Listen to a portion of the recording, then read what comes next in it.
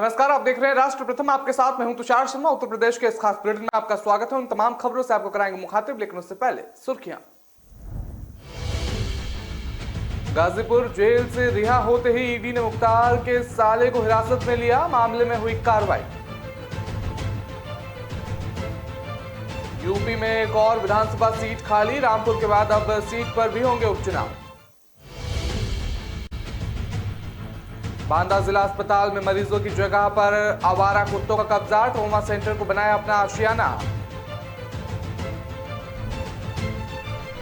आयुष कॉलेजों में हुए फर्जी दाखिले का मामला, सीएम योगी ने केंद्र की सीबीआई जांच की सिफारिश।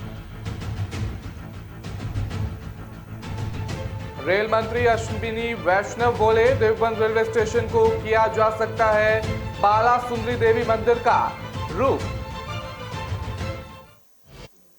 अब खबरें जानेंगे विस्तार से। आपको बता दें कि प्रवर्तन निदेशालय ने माफिया सरगना मुख्तार अंसारी के साले को हिरासत में लिया है।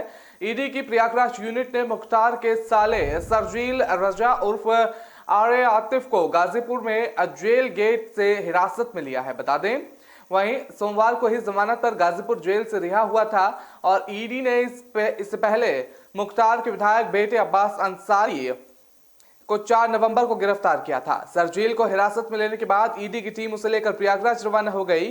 सरजील उर्फ आरे आतिफ सोमवार शाम करीब 7 बजे ही जेल से रिहा हुआ था और जेल गेट पर ईडी की प्रयागराज यूनिट की टीम पहले से ही मौजूद थी। जेल गेट पर ईडी की टीम को देखकर से रो पड़ा मुख्तार का साला और उसे मुख्तार अंसारी के खिलाफ दर्ज मनी लॉन्ड्रिंग के मामले में हिरासत में ले लिया गया।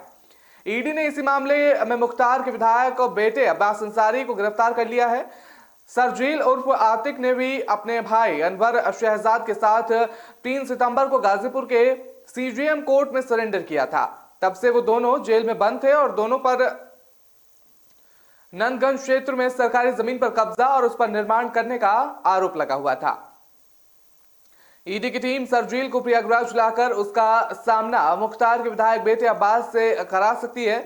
पूछताछ के बाद ईडी की टीम सरजील को गिरफ्तार भी कर सकती है। सरजील की गिरफ्तारी के बाद मुख्तार अंसारी के खिलाफ दर्ज मनी लॉन्ड्रिंग मामले में माफिया के परिवार से ये दूसरी गिरफ्तारी होगी। जल्द ही मुख्तार के परिवार से कुछ और गिरफ्तारियां भी करने की तैयारियों में लगी हुई है ईडी।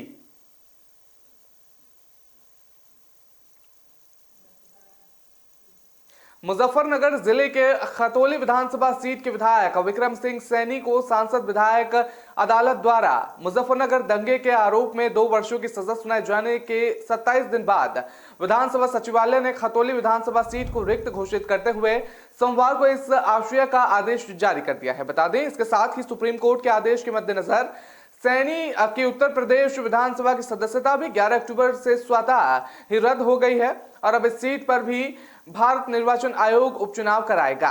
हालांकि अभी तक तारीखों का ऐलान नहीं हुआ है। सैनी को मुजफ्फरनगर के सांसद विधायक अदालत ने 11 अक्टूबर 2022 को 2 वर्षीय कारावास की सजा सुनाई थी। विधानसभा के प्रमुख सचिव प्रदीप कुमार दुबे की ओर से जारी अधिसूचना में कहा गया कि विक्रम सिंह उत्तर प्रदेश विधानसभा निर्वाचन में खतौली विधानसभा क्षेत्र से नवनिर्वाचित हुए थे।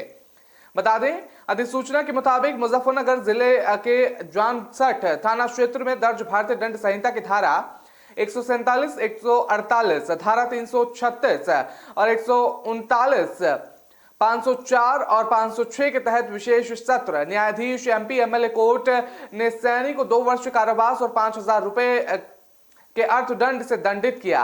इसलिए सुप्रीम कोर्ट के 10 जुलाई 2013 के फैसले के क्रम में 11 अक्टूबर 2022 से आयोग माने गए हैं। और बता दें, सर्वोच्च न्यायालय के 10 जुलाई 2013 के फैसले के अनुसार जनप्रतिनिधित्व अधिनियम के मुताबिक 2 साल या उससे अधिक की सजा पाने वाले किसी भी व्यक्ति को ऐसी सजा की तारीख से सदन की सदस्यता से आयोग घोषित कर दिया जाएगा और जेल की सजा पूरी करने के बाद 6 साल तक वो अयोग्य रहेगा।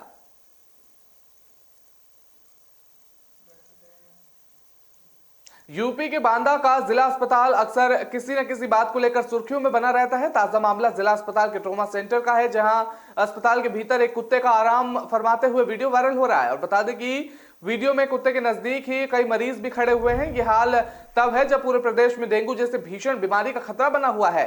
इस मामले में जब जिला अस्पताल के सीएमएस से बात की गई तो उनका कहना है कि ट्रॉमा सेंटर के 2 दरवाजे हैं, दूसरे दरवाजे से कुत्ता आया होगा और आगे से ध्यान दिया जाएगा, ऐसा नहीं होगा। बांदा जिला चिकित्सालय के ट्रॉमा सेंटर में जहां मरीजों का इलाज होता है, उस जगह को आवारा कुत्ते अपने आशियाने के रूप में भी इस्तेमाल करते नजर आ रहे हैं। बता दें कि ट्रॉमा सेंटर के भीतर अक्सर कुत्ते घुस आते हैं और कभी फर्श पर लेटकर आराम करते हैं तो कभी मरीजों के बीच जाकर खाने पीने की चीजें छीन लेते हैं। सोमवार को भी जब कुछ कुत्ते अस्पताल में मौजूद थे तो किसी ने उनका वीडियो बनाकर वायरल कर दिया। वायरल वीडियो में एक कुत्ता फर्श पे पड़ा हुआ है और आराम कर रहा है, तो वहीं दूसरे वीडियो में कुत्ता स्ट्रेचर में पड़े मरीज और उसके तीमारदारों के बीच चहलकदमी कर रहा है। बता दें कि सरकारी अस्पताल की अवस्थाओं की पोल खोलने के लिए ये वीडियो काफी है और यह हाल जब बांदा मुख्यालय के जिला अस्पताल का तो बाकी सरकारी अस्पतालों की व्यवस्था का अंदाजा लगाया जा सकता है। ऐसा तब है जब प्रदेश की सरकारी अस्पताल की स्वास्थ्य व्यवस्था सुधारने के लिए मिशन मोड में काम कर रही है और प्रदेश के डिप्टी सीएम ब्रजेश पाठक खुद आए दिन सरकारी अस्पतालों का निरीक्षण कर व्यवस्थाओं को दुरुस्त करने के लिए चेतावनी देते दिखाई लगातार दे रहे हैं।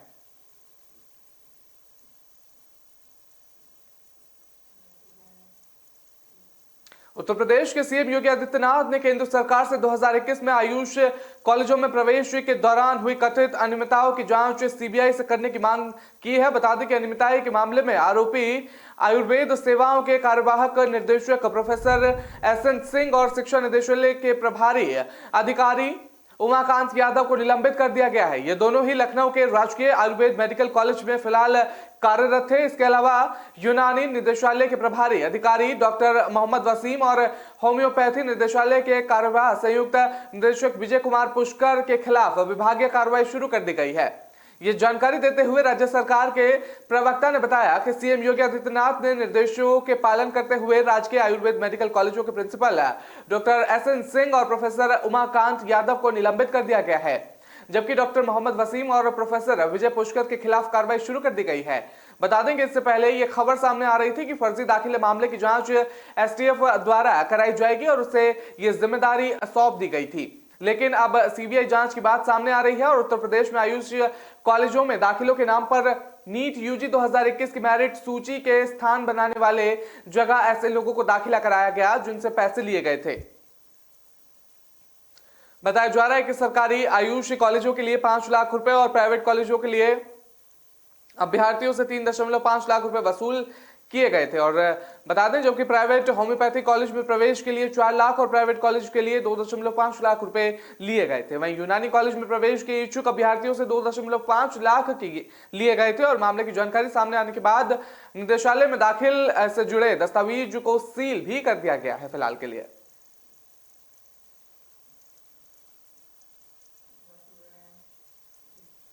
रेल मंत्री अश्विनी वैष्णव ने देवबंद रेलवे स्टेशन को विश्व स्तरीय स्टेशन बनाने का ऐलान करते हुए सोमवार को कहा कि इस स्टेशन की इमारत को मां त्रिपुरा बाला सुंदरी देवी मंदिर का रूप देने पर विचार किया जा रहा है। देवबंद रेलवे स्टेशन पर जारी निर्माण कार्यों का जायजा लेने सहारनपुर आए रेल मंत्री ने पत्रकारों से बातचीत में कहा कि प्रधानमंत्री नरेंद्र मोदी के देश भर के 200 रेलवे स्टेशनों को विश्व स्तरीय बनाने की योजना में देवबंद रेलवे स्टेशन को भी जोड़ा जा रहा है। अब इस स्टेशन को भी विश्व स्तरीय मानकों के हिसाब से विकसित किया जाएगा। मंत्री अश्विनी वैष्णव स्टेशन पर निरीक्षण के बाद मां त्रिपुर बाला सुंदरी मंदिर पहुंचे और पूजा अर्चना की। रेल मंत्री ने कहा कि देवबंद रेलवे स्टेशन की इमारत को मां त्रिपुर बाला सुंदरी मंदिर का रूप देने के संबंध में भी विचार किया जा रहा है। मंदिर के डिजाइन को देखते हुए रेलवे स्टेशन को वो स्वरूप दिया जा सकता है। इसी बीच इस्लामिक शिक्षण संस्थान दारुल उलूम देवबंद के एक प्रतिनिधि मंडल ने रेल मंत्री से मुलाकात की और विभिन्न रेलगाड़ियों का देवबंद में ठहराव करने की मांग की। बता दें कि प्रतिनिधि मंडल ने रेल मंत्री को देवबंद का ऐतिहासिक महत्व बताते हुए उन्हें एक ज्ञापन दिया। ज्ञापन में कहा गया कि देवबंद एक आर्थिक स्थान है जहां देश भर से हजारों बच्चे पढ़ने आते हैं और प्रतिदिन हजारों लोग धार्मिक आस्था के चलते यहां पहुंचते भी हैं। इसलिए देवबंद रेलवे स्टेशन पर कई मुख्य ट्रेन का ठहराव होना बहुत ज्यादा जरूरी है।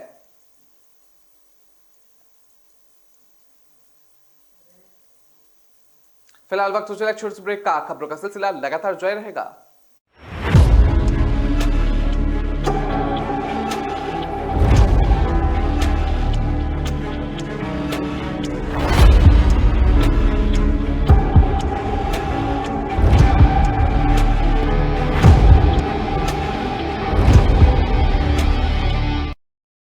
हर चीज का भाव बढ़ गया है। दूध 5 रुपए से, सेब 30 रुपए से, पेट्रोल का भाव तो तो बीपी बढ़ा देता है। इस टॉमी का भी भाव बहुत बढ़ गया है। Damn it!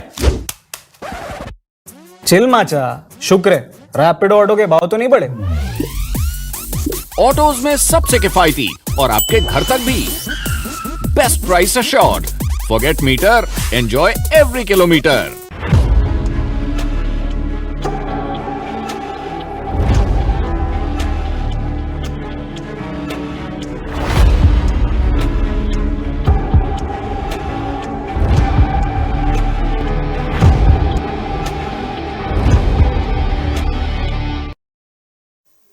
ब्रेक के बाद आपका स्वागत है। रुक करते हैं अगली खबर का। आपको बता दें कि एक कोर्ट केस के सिलसिले में फिरोजाबाद आए केंद्रीय मंत्री एसपी सिंह बघेल ने मैनपुरी में होने जा रहे चुनाव को लेकर दावा किया कि वो कमल खिलेगा। और केंद्रीय मंत्री ने कहा कि केंद्र और राज्य सरकार की लोक कल्याणकारी योजनाएं मैनपुरी के काम आएंगी। एसपी सिंह बघेल को 22 साल पुराने एक मामले में स्थानीय अदालत ने दोष मुक्त करार दिया है। उनके खिलाफ टुंडला के तत्कालीन विधायक शिव सिंह अचक ने फरवरी 2000 में एक केस दर्ज कराया था। मुलायम सिंह यादव के चुनाव लड़ने के दौरान बीजेपी के किसी बड़े नेता ने भी मैनपुरी में प्रचार नहीं किया। इस बार की क्या तैयारी है, और इस पर एसपी बघेल ने कहा कि ये पार्टी हाईकमान तय करेगी कि कौन प्रचार में आता है और कौन नहीं, लेकिन जिसकी भी ड्यूटी लगती है वो आते हैं। मैनपुरी लोकसभा अजय नहीं है, क्योंकि पिछली लोकसभा के चुनाव में उत्तर प्रदेश की जातीय राजनीति के सबसे मजबूत गठबंधन ने चुनाव लड़ा था और फिर भी मुलायम सिंह यादव जी सिर्फ 94,000 वोट से ही जीत पाए।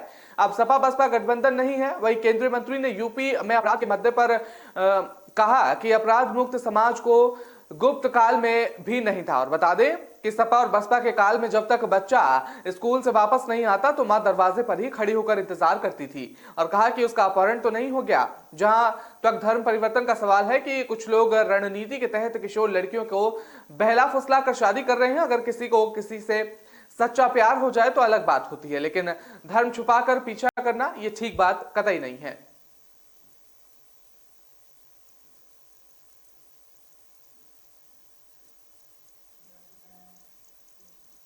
उत्तर प्रदेश में डेंगू तेजी से फैलता हुआ नजर आ रहा है। बीते 24 घंटे के दौरान डेंगू मरीजों की संख्या बढ़कर 8,968 हो गई है। राज्य में हर दिन करीब 200 डेंगू के मामले सामने आ रहे हैं। राज्य में सबसे अधिक मरीजों की पुष्टि प्रयागराज में की जा रही है। इसके बाद सबसे अधिक मामले राजधानी लखनऊ और अयोध्या में दर्ज किए जा रहे हैं। इनके अलावा भी कुछ जिलों में डेंगू के मामले सामने आ रहे हैं। उधर गाजियाबाद और बदायूं में भी तेजी से मामले बढ़ते नजर आ रहे हैं। सरकार ने डेंगू की रोकथाम के लिए प्रयागराज, लखनऊ, अयोध्या, गाजियाबाद और बदायूं ने नोडल अधिकारियों की तैनाती भी की जा रही है। सोमवार सुबह सभी नोडल अधिकारी प्रभावित जनपदों में जाकर वहां डेंगू से बचाव के इंतजामातों का निरीक्षण किया और वो मंगलवार शाम तक अपनी रिपोर्ट शासन को सौंपेंगे। इसके अलावा नगर विकास विभाग की तरफ से भी 75 जनपदों में साफ सफाई और व्यवस्था को सुनिश्चित करने के लिए टीमें भेजी जा रही हैं। और स्वास्थ्य विभाग की रिपोर्ट के अनुसार जनवरी से लेकर अब तक राजधानी लखनऊ में 1,430 मामले सामने आए हैं, प्रयागराज में 1,432, अयोध्या में 629, गाजियाबाद में 594, अलीगढ़ में 210 मामले सामने आए हैं। पूरे राज्य में 6 नवंबर तक 8,963 डेंगू के मामले सामने आए हैं। प्रशासन की तरफ से एक टोल फ्री नंबर 1075 जारी कर दिया गया है और लोगों से अपील की गई है कि अगर उन्हें बुखार है तो वो इस पर सूचित करें। सरकारी अस्पताल में 3,800 बेड डेंगू मरीजों के लिए तैयार किए गए हैं और जरूरत के अनुसार बढ़ाने के भी निर्देश सरकार की तरफ से मिले हैं।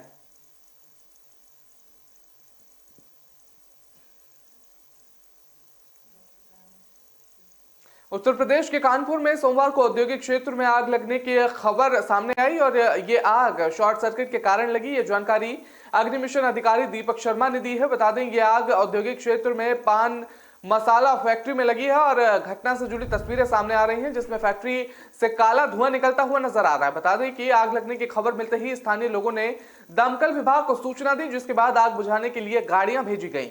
बता दें कि अग्निमिशन अधिकारी दीपक शर्मा ने बताया है कि दादानगर औद्योगिक क्षेत्र में आग लगने की सूचना मिली और दमकल की 5 गाड़ियां मौके पर पहुंची और आग पर नियंत्रण है और किसी भी तरह की जानहानि नहीं हुई है। उस मामले में आपको बता दें नोएडा में भी सोमवार को एक कारखाने में आग लग गई थी। हालांकि इस दौरान किसी के हताहत होने की जानकारी तो नहीं मिली थी। पुलिस ने एक अधिकारी ने बताया कि घटनास्थल पर राहत और बचाव कार्य लगातार जारी किया जा रहा था और अधिकारी ने बताया कि नोएडा के फेज 2 औद्योगिक क्षेत्र में स्थित कारखाने में सुबह 9 बजे आग लग गई और जिसके बाद दमकल विभाग को सूचना दी गई। अधिकारी ने बताया कि दमकल कर्मियों के साथ दमकल की कई गाड़ियां घटनास्थल पर भेजी गई थी और आग बुझाने का प्रयास लगातार किया जा रहा था। हालांकि आग पर काबू पा लिया गया था। अधिकारी ने बताया कि स्थानीय लोगों भी राहत कार्य की मदद कर रहे थे और अभी ये पता नहीं लग पाया है कि आग किस कारण से लगी थी और इस वजह से संपत्ति कितनी नुकसान हुई है इसको लेकर।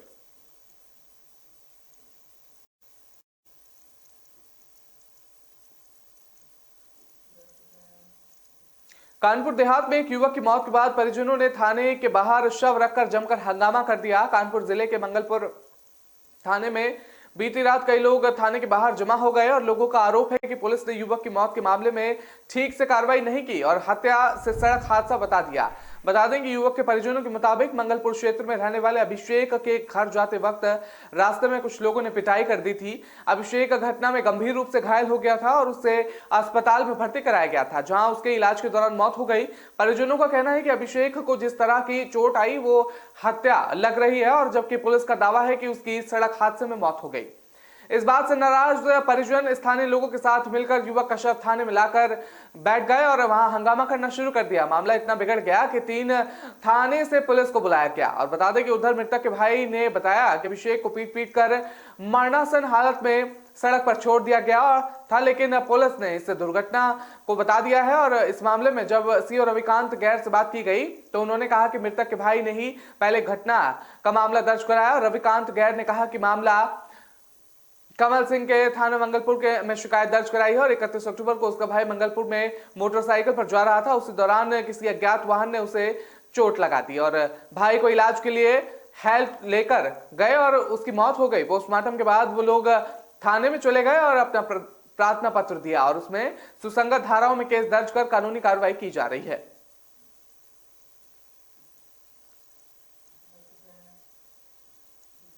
कानपुर देहात के डेरापुर थाना क्षेत्र में मुंगेशपुर चौकी क्षेत्र के कस्बे में दबंगई के दम पर रौब दिखाकर निजी बुलडोजर एक दुकान पर चला दिया गया और दुकान ध्वस्त कर दी गई। और बता दें यहां पर यूपी सरकार के बुलडोजर के नाम पर अवैध बुलडोजर से दुकान तोड़ डाली, जिसकी किसी ने विरोध नहीं किया और बुलडोजर से अवैध रूप से दुकान तोड़ने के काफी देर बाद जब इस बात की जानकारी हुई तो पीड़ित ने पुलिस से शिकायत की, लेकिन पुलिस ने पीड़ित की एक नहीं सुनी। और दरअसल ये मामला थाना डेरापुर का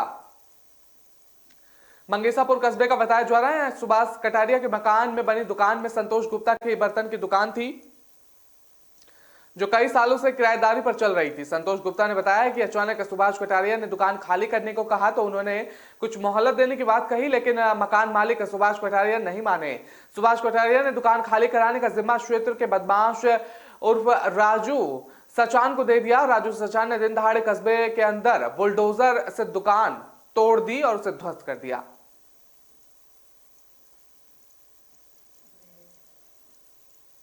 फिलहाल वक्त चला एक छोटे से ब्रेक का। खबरों का सिलसिला लगातार जारी रहेगा।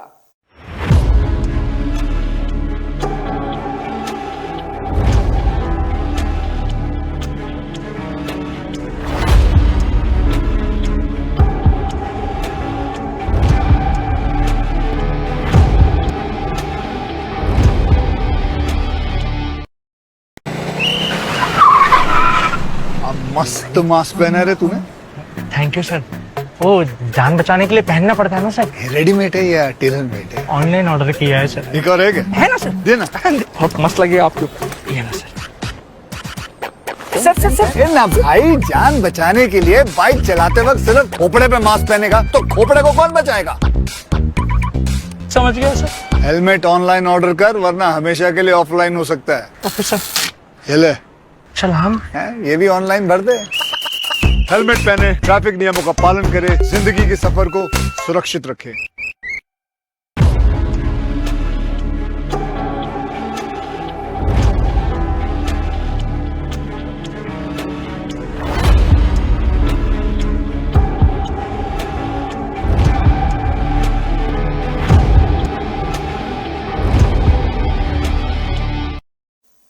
ब्रेक में आपका स्वागत है। रुक करते हैं अगली खबर का। आपको बता दें कि उत्तर प्रदेश में मैनपुरी लोकसभा सीट पर उपचुनाव होने वाला है। सूत्रों के अनुसार समाजवादी पार्टी ने तेज प्रताप सिंह यादव का नाम उम्मीदवार के तौर पर लगभग तय कर लिया है। उनके नाम का ऐलान पार्टी ने कर दिया। बता दें हालांकि मैनपुरी उपचुनाव के शिवपाल सिंह यादव भी दावेदार कर रहे हैं, लेकिन सूत्रों की माने तो उन्हें उम्मीदवार नहीं बनाया जाएगा। भारतीय निर्वाचन आयोग ने मुलायम सिंह यादव के निधन के बाद खाली हुई मैनपुरी लोकसभा सीट पर उपचुनाव की तारीख का ऐलान कर दिया।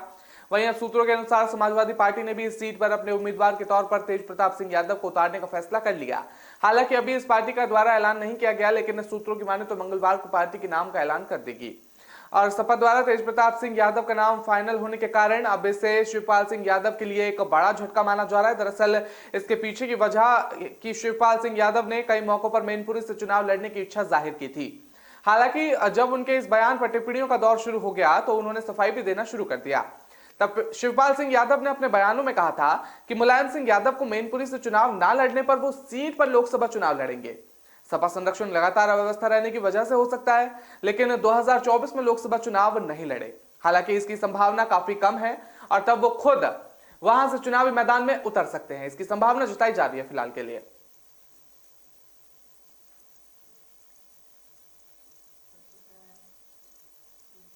यूपी में ट्रेनों के सफर करने वाली महिलाओं के लिए रेलवे प्रशासन की पहली सामने आई है। बता दें कि दरअसल प्रदेश में महिलाओं के लिए 74 पिंक कोच लगाए जाएंगे। इसी के साथ पहले चरण में उत्तर पूर्वी और एनसीआर की ट्रेनों में कोच लगेंगे। इससे पहले रेलवे बोर्ड ने 2018 में महिलाओं की सुविधा के लिए प्रत्येक ट्रेन में एक पिंक कोच लगाने की योजना तैयार की थी, जिसके बाद अब यूपी में 74 पिंक कोच का तोहफा महिलाओं को दिया जाएगा। इन पिंक कोच की खास बात यह है कि इनमें सीसीटीवी कैमरे के साथ साथ सुरक्षा व्यवस्था के पुख्ता इंतजाम किए गए हैं। बता दें साथ ही पिंक कोच में टिकट चेकिंग स्टाफ और आरपीएफ महिलाएं ही होंगी और वहीं महिलाओं के लिए अलग से टॉयलेट और चेंजिंग रूम की व्यवस्था भी की जाएगी। दरअसल ये फैसला इसलिए लिया गया है क्योंकि जनरल डिब्बे में भीड़ भाड़ के चलते महिलाओं को खासा दिक्कत का सामना करना पड़ता है। अगर महिलाओं के साथ बच्चे होते हैं तो ऐसी स्थिति में दोनों के लिए मुश्किल खड़ी हो जाती है और इन्हीं सब मुश्किलों को देखते हुए यह कदम उठाया गया है। बता दें कि रेलवे बोर्ड ने 2018 में महिलाओं की सुविधा के लिए प्रत्येक ट्रेन में एक पिंक कोच लगाने की योजना तैयार की थी। इसी के साथ रेलवे ने अब महिला यात्रियों की सुविधा के लिए सीट को लेकर भी बड़ी घोषणा की है। अब ट्रेनों में यात्रा कर रही महिलाओं को सीट के लिए परेशान नहीं होना पड़ेगा, क्योंकि मेट्रो ट्रेन की तरह अब ट्रेनों में भी महिलाओं के लिए सीटें आरक्षित कर दी जाएंगी। भारतीय रेलवे की तरफ से लंबी दूरी वाली यात्रा के लिए भी महिलाओं के लिए बर्थ रिजर्व की जाएगी। साथ ही महिलाओं की सुरक्षा के लिए भी खास ख्याल रखा जाएगा।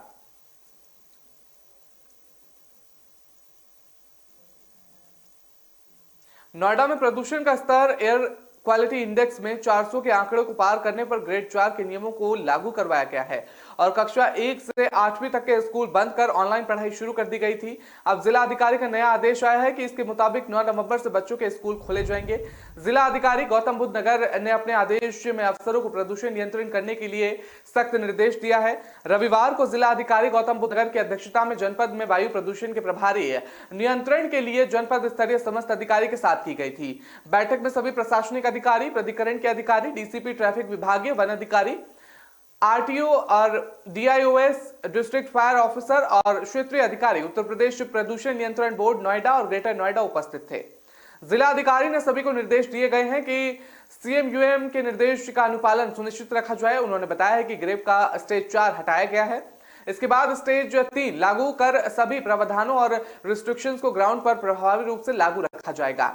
जिला अधिकारी द्वारा जारी आदेश के मुताबिक जनपद के समस्त विश्वविद्यालय 9 नवंबर को खोल दिए जाएंगे और ग्रेप स्टेज 3 में लागू समस्त प्रावधानों और कॉन्ट्रैक्शन एंड डिमोलिशन एक्टिविटीज पर सशर्त लागू रोक का अनुपालन प्रभावी रखा जाएगा। अनुमेय, फ्लू और अतिरिक्त अन्य इकाइयां प्रति निर्देश के क्रम में संचालित की जाएंगी। जिन कॉन्ट्रैक्शन और डिमोलिशन एक्टिविटीज को छूट प्राप्त है उनके नियमों और प्रावधानों का अनुपालन सुनिश्चित किया जाए। इसके साथ ही समस्त प्राधिकरण और अर्बन लोकल बॉडीज द्वारा सुनिश्चित किया जाए कि मैकेनिकल स्वीपिंग, रोड और वॉशिंग और वाटर स्प्रिंकलिंग का कार्य नियमित रूप से किया जाता रहे।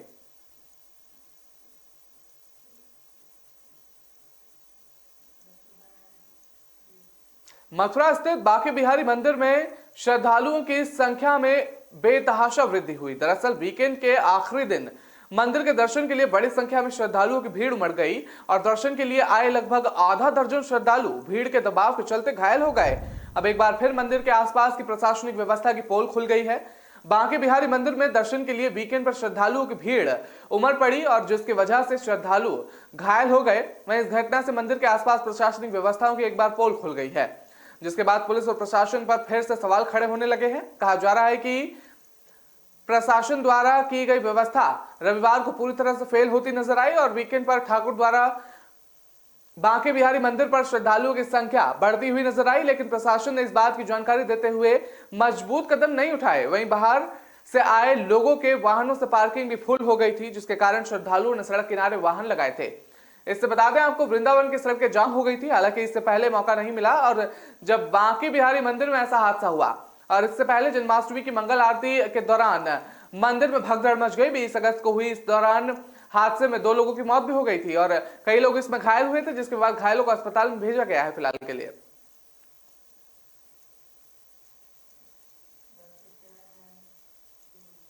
राष्ट्रीय लोक दल के नेता जयंत चौधरी ने गाजियाबाद के लोनी विधानसभा क्षेत्र में कार्यकर्ताओं के सम्मेलन में संबोधित किया और इस दौरान उन्होंने सपा नेता आजम खान पर हुई कार्रवाई के मद्देनजर पर राज्य सरकार को घेरा और कहा कि इसकी मंशा ठीक नहीं है। जयंत चौधरी ने कार्यकर्ताओं से कहा कि हम सभी विकास के लिए यहाँ जमा हुए हैं। निकाय चुनाव में अभी असमय है, लेकिन यहाँ लोनी की जनता के लिए पहुंचे हैं। और बता दें कि खतौली में से बीजेपी से विधायक विक्रम सिंह सैनी के मामले में जयंत चौधरी ने विधानसभा अध्यक्ष को चिट्ठी लिख दी है। इसको लेकर जयंत चौधरी ने कहा कि मैंने पत्र इसलिए लिखा है कि आजम खान साहब के मामले में जल्द कार्रवाई कर दी गई थी। वहीं विधायक विक्रम सिंह सैनी अमेज़न के भरोसे के साथ हर बजट में जो चाहो, फिर Amazon